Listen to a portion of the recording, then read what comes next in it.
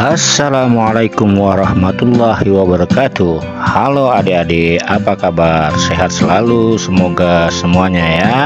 Ketemu lagi kita di Daniel Amri Channel dalam video pembelajaran. Kali ini kita akan mempelajari bab 2, yaitu struktur dan fungsi tubuh makhluk hidup. Dan bagiannya yang akan kita pelajari adalah makanan dan sistem pencernaan. Oke, baiklah, sudah siap semuanya? Mari kita mulai. Manusia membutuhkan energi atau tenaga untuk melakukan semua aktivitas dalam hidupnya, untuk bekerja, bermain, berbicara, bahkan untuk semua proses metabolisme, reaksi kimia dalam tubuh, dan juga untuk proses pertumbuhan. Dari manakah energi tersebut kita peroleh? Nah, energi tersebut tentu saja kita peroleh dari nutrisi atau makanan yang kita makan sehari-hari. Pernahkah adik-adik mendengar kata makanan bergizi? Ya, makanan bergizi itu artinya adalah makanan yang mengandung zat-zat yang kita butuhkan dalam kehidupan sehari-hari. Apa saja fungsi zat makanan tersebut? Yang pertama adalah sebagai sumber energi, yang kedua untuk proses pertumbuhan, yang ketiga zat pengatur metabolisme, dan yang keempat untuk pengganti sel-sel yang rusak. Ada beberapa macam zat makanan yang kita butuhkan ya adik-adik. Pertama adalah karbohidrat, yang kedua protein, yang ketiga lemak, dan yang keempat vitamin dan mineral. Setiap zat makanan tersebut mempunyai fungsinya masing-masing untuk tubuh kita. Nah, sekarang mari kita pelajari fungsi-fungsi zat makanan tersebut. Yang pertama, karbohidrat. Karbohidrat adalah suatu zat yang terkandung di dalam makanan dan berfungsi sebagai sumber energi utama bagi tubuh kita. Karbohidrat terbagi menjadi 3, yaitu monosakarida, disakarida, dan polisakarida. Contoh makanan yang mengandung karbohidrat adalah nasi, roti, kentang, gandum, singkong, dan lain-lain sebagainya. Karbohidrat yang paling sederhana adalah monosakarida. Monosakarida ini umumnya terdiri dari satu molekul gula saja. Biasanya memiliki rasa yang manis. Contohnya adalah glukosa, galaktosa, dan fruktosa.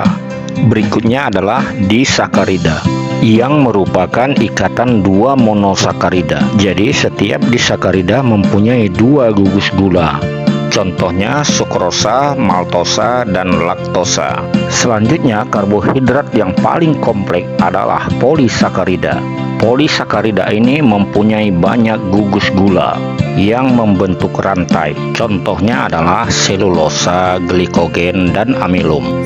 Zat makanan berikutnya adalah protein. Protein berfungsi sebagai zat pembangun tubuh kita, pengganti sel-sel yang rusak, serta sumber energi alternatif jika karbohidrat dalam tubuh telah mengalami kekurangan. Sumber protein ada yang berasal dari hewan, disebut dengan protein hewani, dan ada yang berasal dari tumbuh-tumbuhan, disebut dengan protein nabati. Contoh dari keduanya dapat kamu lihat di layar video itu ya. Zat makanan yang berikutnya adalah lemak. Lemak berfungsi sebagai cadangan makanan dan menjaga suhu tubuh supaya tetap hangat. Lemak terbagi 2 jenis, yaitu lemak jenuh dan lemak tak jenuh. Bagaimana cara membedakan antara lemak jenuh dan lemak tak jenuh? Lemak jenuh adalah lemak yang cair pada suhu kamar, contohnya minyak sayur.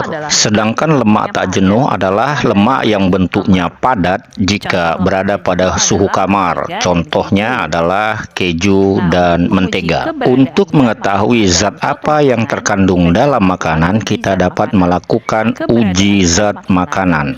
Ada beberapa macam uji zat makanan seperti yang tertera pada tabel di bawah ini.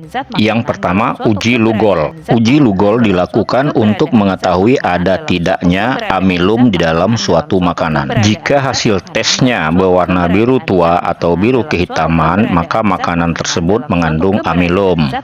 Yang kedua, uji bioret, yaitu untuk mengetahui ada tidaknya protein di dalam suatu makanan. Jika hasil tesnya berwarna ungu, maka positif makanan tersebut mengandung protein. Kemudian, tes Benedict. Ini dilakukan untuk mengetahui apakah makanan tersebut mengandung glukosa. Jika hasil tesnya memberikan warna merah bata, maka dipastikan makanan tersebut mengandung glukosa.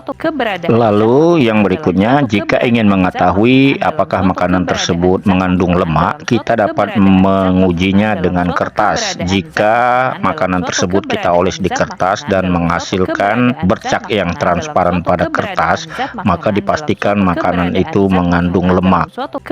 Selain zat-zat makanan yang dicerna di dalam tubuh, ada pula zat-zat makanan yang tidak perlu dicerna di dalam tubuh, yaitu vitamin dan mineral. Vitamin berfungsi sebagai zat pengatur metabolisme. Jika metabolisme kita lancar, maka kita terhindar dari penyakit.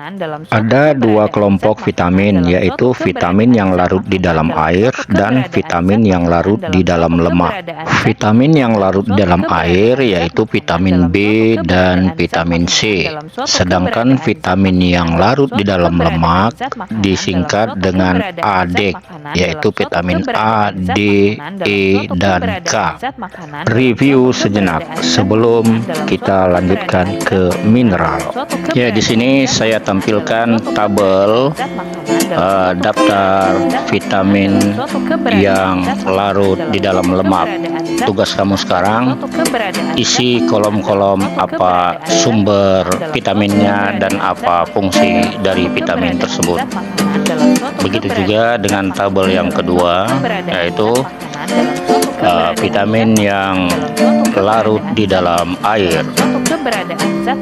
Oke, baiklah adik-adik, apakah kamu sudah selesai mengerjakan tugas reviewnya? Jika sudah, mari kita lanjutkan dengan mineral. Mineral ada beberapa macam yang kita butuhkan. Ada kalsium yang berfungsi untuk tulang dan gigi dan membantu kerja otot dan kerja saraf.